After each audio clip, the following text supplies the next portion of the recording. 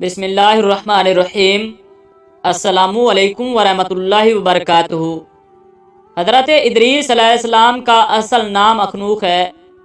آپ حضرت نوح علیہ السلام کے والد کے دادا ہیں۔ حضرت آدم علیہ السلام کے بعد آپ ہی پہلے رسول ہیں۔ آپ کے والد حضرت شیس بن آدم علیہ السلام ہیں۔ سب سے پہلے جس شخص نے قلم سے لکھا وہ آپ ہی ہیں۔ کپڑوں کے سینے سے اور سلے ہوئے کپڑے پہننے کی ابتدا بھی آپ سے ہی ہوئی۔ اس سے پہلے لوگ جانوروں کی کھالیں پہنتے تھے۔ سب سے پہلے ہتھیار بنانے والے، ترازو اور پیمانے قائم کرنے والے، علم نجوم کے حساب میں نظر فرمانے والے بھی آپ ہی ہیں۔ یہ سب کام آپ سے ہی شروع ہوئے۔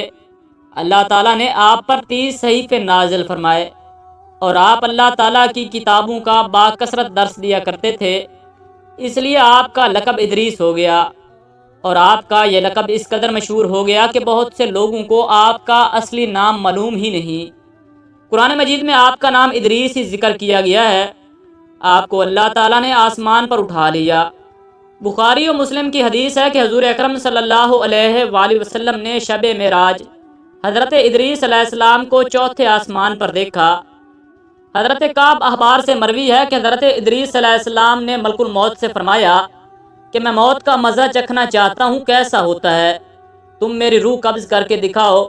ملک الموت نے اس حکم کی تعمیل کی اور روح قبض کر کے اسی وقت آپ کی طرف لوٹا دی اور آپ زندہ ہو گئے۔ پھر آپ علیہ السلام نے فرمایا کہ آپ مجھے جہنم دکھاؤ تاکہ خوف الہی زیادہ ہو۔ چنانچہ یہ بھی کیا گیا۔ جہنم کو دیکھ کر آپ نے دروغہ جہنم سے فرمایا کہ دروازہ کھولو، میں اس دروازے سے گزرنا چاہتا ہوں۔ چنانچہ ایسا ہی کیا گیا۔ پھر آپ علیہ السلام نے ملک الموت سے فرمایا کہ مجھے جنت دکھاؤ۔ وہ آپ کو جنت میں لے گئے۔ آپ دروازوں کو کھلوا کر جنت میں داخل ہوئے۔ تھوڑی دیر انتظار کے بعد ملک الموت نے کہا کہ اب آپ اپنے مقام پر تشریف لے چلیں۔ آپ علیہ السلام نے فرمایا کہ اب میں یہاں سے کہیں نہیں جاؤں گا۔ اللہ تعالیٰ نے فرمایا کہ ہر نفس نے موت کا مزہ چکھنا ہے، میں چکھ ہی چکا ہوں۔ اور اللہ تعالیٰ نے یہ فرمایا کہ ہر شخص کو جہنم پر سے گزرنا ہے، تو میں گزر چکا۔ اب میں جنت میں پہنچ گیا، اور جنت میں پہنچنے والوں کے لیے خدا بند قدوس نے یہ فرمایا کہ جنت میں داخل ہونے والے جنت سے نکالے نہیں جائیں گے۔ اب مجھے جنت سے چلنے کے لیے کیوں کہتے ہو؟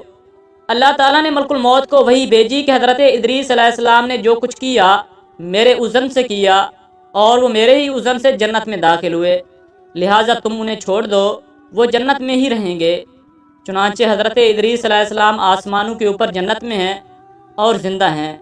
حضرت ادریس علیہ السلام کے آسمان پر اٹھائے جانے اور ان کو ملنے والی نعمتوں کا مختصر اور اجمالی تذکرہ قرآن مجید کی سورہ مریم میں اس طرح ہے: اور کتاب میں حضرت ادریس علیہ السلام کو یاد کرو، بے شک وہ صدیق تھے جو غیب کی خبریں دیتے تھے، اور ہم نے انہیں بلند مقام آسمان پر اٹھا لیا۔